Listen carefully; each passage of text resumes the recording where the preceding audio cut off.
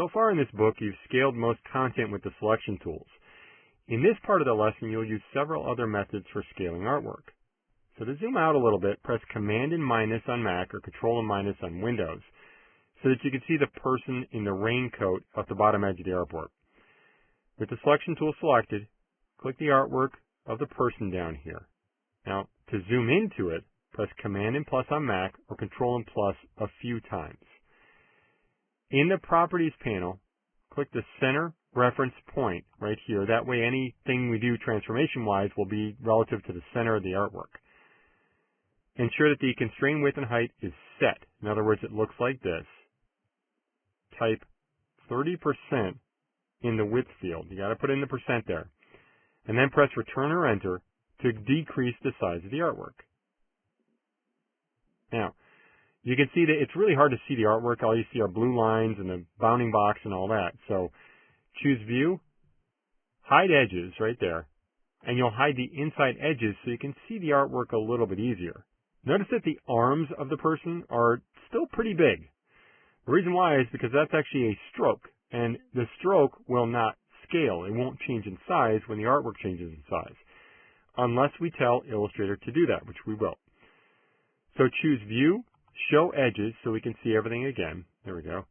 Then we're going to undo the scaling. So choose Edit, Undo Scale. Put it back where it was.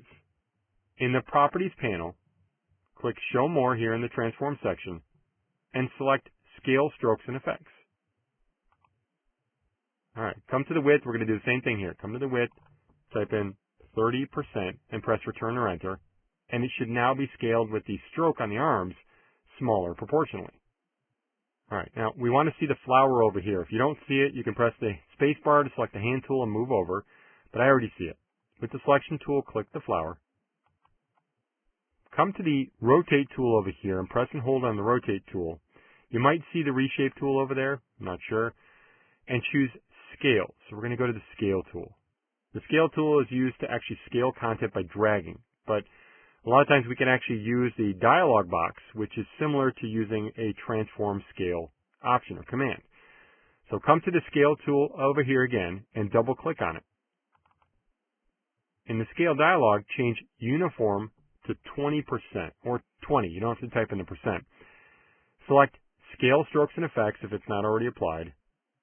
Toggle Preview on and off and you can see what happens. And then click OK.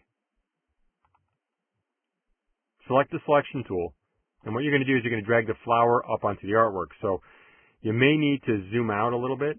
So I'll go to View, Zoom Out. There we go. And you can also use the scroll bars and different ways to get up there, but drag the flower up onto the line right up here. There we go. And then choose View, Fit Artboard, and Window so we can see that all that art right there. We're going to make a copy of this now. So press Option and drag. And mine's not going to look exactly like the book, but that's totally okay. And if you see this, just close it, and then do one more, Option dragging. Put another flower if you want to. There we go.